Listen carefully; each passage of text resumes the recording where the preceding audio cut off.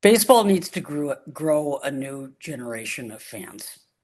People like you have already dropped off the radar screen, and others of your ilk and age are going to drop off just because they're going to drop. They're going to drop dead. We're old. And I've been told in the process of promoting the book and writing it, you're old. I went, thank you very much. You're dying. Thank you very much. Um, that generation that supported the game since the what's called the golden era of the 60s um, is going to fade out soon. So they have to grow a generation of fans, and it's not a popular sport among kids. Among other things, baseball has become a country club sport. It's more expensive to have your kid learn how to play baseball on club teams and travel teams and showcases mounted by huge organizations like Perfect Game, where they have to schlep a kid and the parents to a hotel, 3/4 of the way across the country.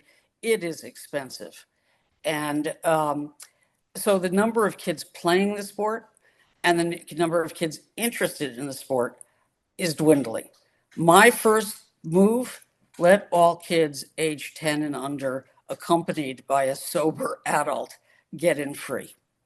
The fact of the matter is, thank you. Thank you, everybody. I appreciate that.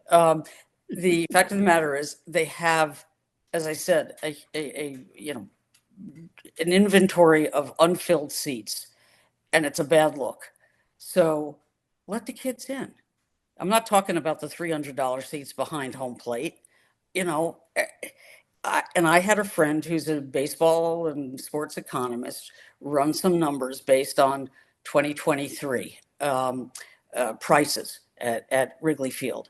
If you bought a kid a small hot dog, a small soda, a small cap, and I don't know, an ice cream or a cotton candy or whatever, one other edible, it would have cost the Cubs all of $4 million that year to let those kids in free.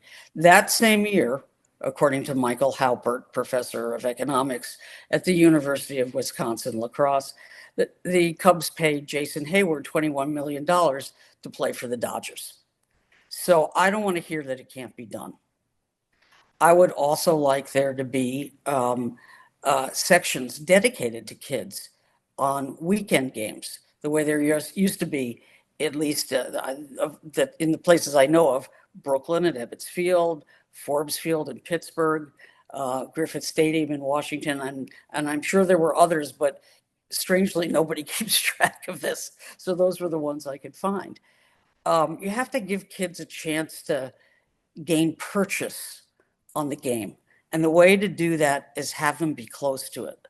Let them go on the field and, run their hand through that grass and the best tended lawns in America and rub some dirt on their hands, run the bases, not just, the children and grandchildren of season ticket holders of big packages. First come, first serve, X number after the game, right? It's not hard to do. Borrowing from the Savannah Bananas, which, real baseball people that hate them, and they are comic and they're not real baseball, and their rules, such as they are a whole different animal. But Major League Baseball needs to learn from their success. They sell out football stadiums. Now, granted, it's not 162 times a year, but they've figured out something. They figured out to keep it under 2 hours. Well, the pitch clock, which was instituted in 2023, is a vast success. By 2021, you had 3 minutes and 52 seconds elapse between each ball put in play. How many kids are going to pay attention to that? As Theo Epstein, who was appointed czar of making baseball fun again, said, you bring a 6-year-old to a game and he's going to see 3 balls in play, that amount of time, it's impossible. Somebody told me recently about taking their grandchild to a baseball game, and at the bottom of the fourth, the kid turned to the grandfather and said, "When does the game start?" I mean, it's still a problem.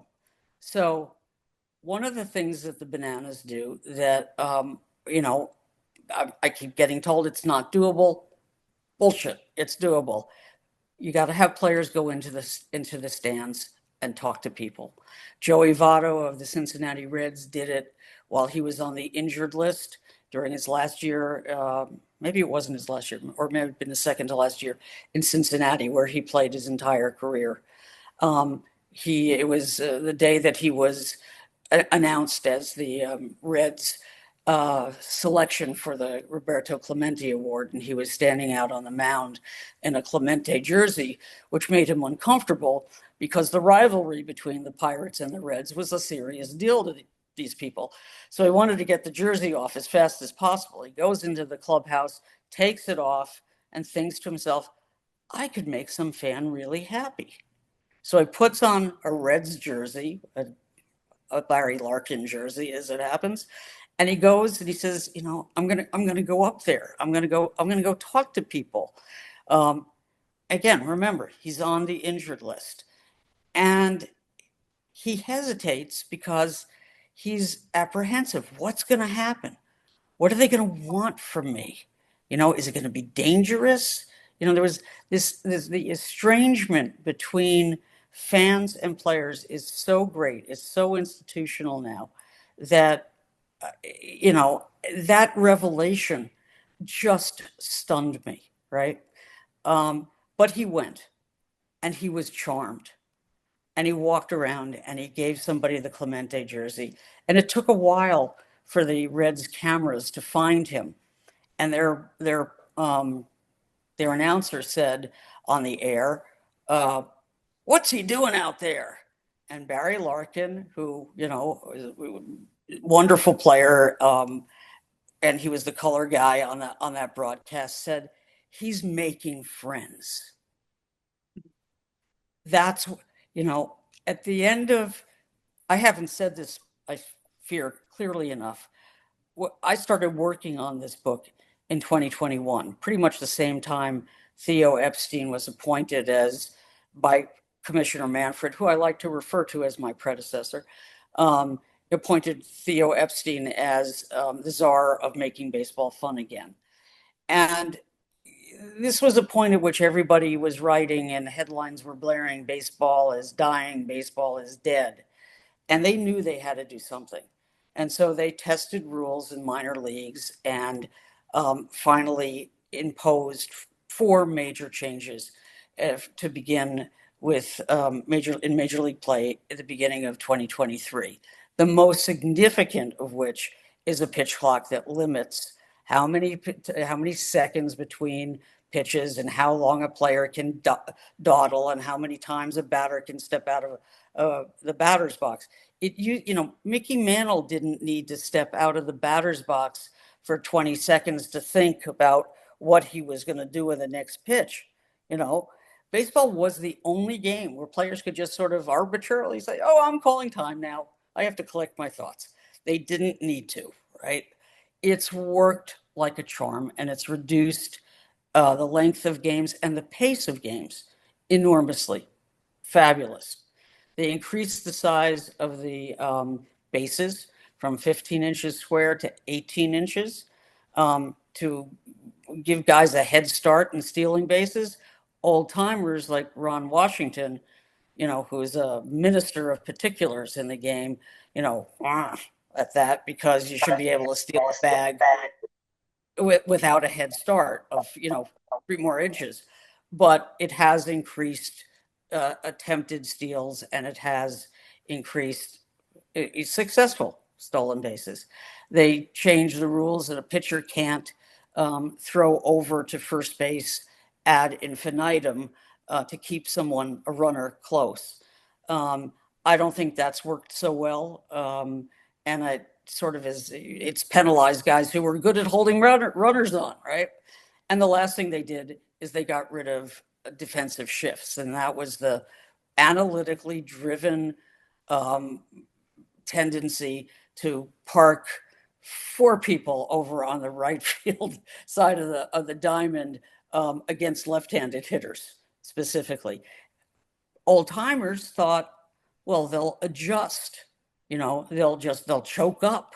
A term of art no longer in usage today. They'll learn to go the other way. Willie Mays said, that's what I would have done. I would have bunted 4 or 5 times. Well, they didn't adjust, partly because they couldn't, because it's a lot harder to do that on a 100-mile-an-hour fastball, and partly because analytics said you're wasting an out. So when they got rid of the shifts, the game, at least looked like baseball again. In fact, they're still using shifts. They're just not as diagrammatic or obvious. So they certainly did improve things. And what I set out to do at the beginning of 2023 was to go every place I could find that baseball was being played in every different level of play, starting with Little League on up, and see how well the rules were working and what was left to be done. And that's where I come in. That's where I become commissioner. This is what I'm going to do. So letting kids in free, letting them get purchase on the game. I would change the sequence of commercial breaks so that, in the old days when you still cared, it was 90 seconds between innings and half innings. Now it's 2 minutes and 15 seconds, right? That's a lot of dead time. I would go back to 90 seconds, and I would also institute a longer break, like the break in National Hockey League games between the third and fourth and sixth and seventh, which would give people a chance to go to the bathroom, to buy a hot dog without missing something, to allow some of the kitschy, stupid stuff that the bananas do down on the field. I would do I think the most significant thing that Major League Baseball has to grapple with now is you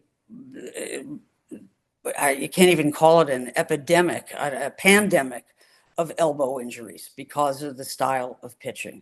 Max heave pitching leads to elbows disintegrating. And the number of guys who undergo surgery every year it's greater every year. I got up to 80, I think, in counting. Nobody keeps an official tally, but Major League Baseball released a report in the winter of 2024 on pitching injuries. And they said, and nobody had to, this isn't like something anybody had to ferret out from them. They spent $1 billion of money were paid to players not to play in 2024. In other words, players who were sat on the injured list, $1 billion of playing time. Of that, 2/3 were because of pitching injuries. So they know they have a problem, and nothing that's been done to date has rectified it. There are thousands of people trying to figure out what to do. My solution, temporizing anyway, is to create a much more fluid and larger pitching staff. Today it's 13 guys. I would give them another 2, maybe even 3 pitchers, because by July, most relievers are either having surgery or they're on the injured list because they just can't throw anymore. So why should your starting pitcher, who is not going to throw the next day, right, be counted among the number you're allowed to use the following day? Sit them down, put them on the healthy scratch list, and take your 2 most dead-armed relievers and give them a blow, right? And make the pitching staff fluid and larger. At the same time, I would like to see them work their way backward to where it used to be, where there were 11 pitchers available for each game. Today it's 13. And some people, like old timer Dan Okrent, want to go back to 9. That ain't happening. But if you had 11, it would compel baseball to adjust um, the method of pitching today to enable guys to last longer. There is absolutely no doubt that throwing hard on every single pitch is the cause of this, right? You just can't do that. In the old days, you know, they used to talk about keeping a pitch in the back pocket that the batter hadn't seen before, maybe all season, to use when when you're getting tired, like in the third time round the batting order, or you saved some of your bullets from when you really needed them. Tom Glavine, who actually, believe it or not, threw 95 or 96 when he was young, wasn't just a finesse guy. Of course, a Hall of Famer for the Braves. He said we learned how to pitch, beneath 95 miles an hour, and saved, the high hard ones for when we absolutely had to have that strikeout. So, fewer pitchers available would mean that pitchers would have to go longer than the 5.2 innings that is now the average an average pitching start. The union would certainly go for that because that's more jobs. I would guess that if you could figure out that it would save some of the money that they're paying players not to play, Major League Baseball might even go for it, because this is unfathomable. I mean, one very famous pitching coach, Dave Wallace, who's sort of pitching coach emeritus of the major leagues, having worked for the Mets, the Red Sox, the Baltimore Orioles, the Marlins, informally, the Dodgers, you name it. He told me that 5 pitchers for the Tampa Bay Rays told him that when they went in to discuss contract with the Rays, they were told, here's what's going to happen. You're going to throw as hard as you can on every pitch, and when you break, we'll get someone else. Well, you can't root for guys who aren't there. Think about the number of stars that have been, in 2025. Garrett Cole wasn't there for the Yankees. I'm going to block on this. I can't remember all the other names, but a lot of, really well-known pitchers aren't there. So, you end up scraping the barrel of everybody else's retreads.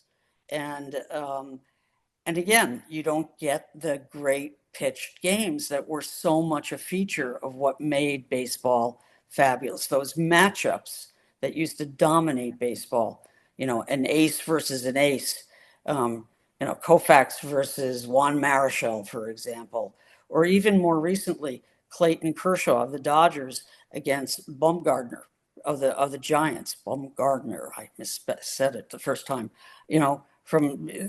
Faced each other 11 times, I think, between 2000 and 2013. Those were relationships, and those relationships tied the game together. Same thing with aces versus sluggers. People used to pay to see Henry Aaron beat the shit out of Sandy Koufax.